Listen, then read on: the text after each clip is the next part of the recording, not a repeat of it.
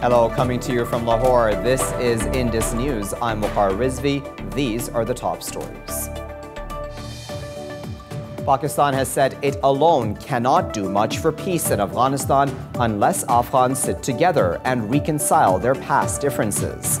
Speaking in Doha, Foreign Minister Shah Mahmood Qureshi said that peace in Afghanistan is a shared responsibility.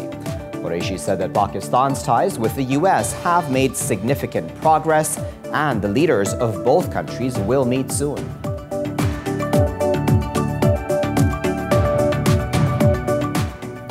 Also in Qatar, the new round of peace talks between the Taliban and United States has entered the second day.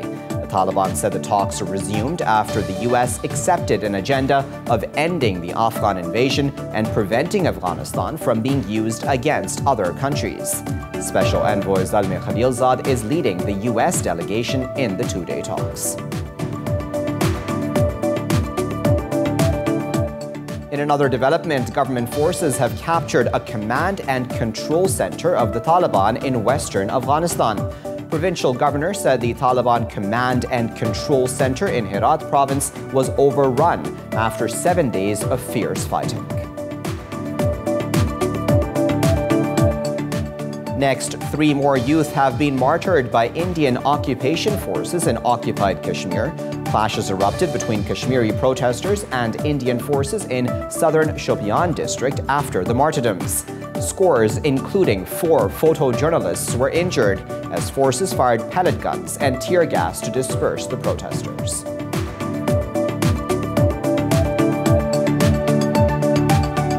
Moving on, Russian police have detained 11 people outside the Japanese embassy in Moscow, protesting possible handing over disputed islands to Japan.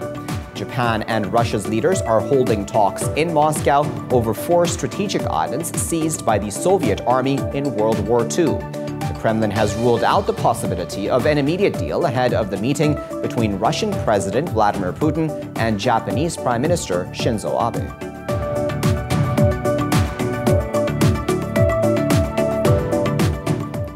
And Indian police have arrested 31 Rohingya Muslims stranded on the border after they were denied entry into Bangladesh.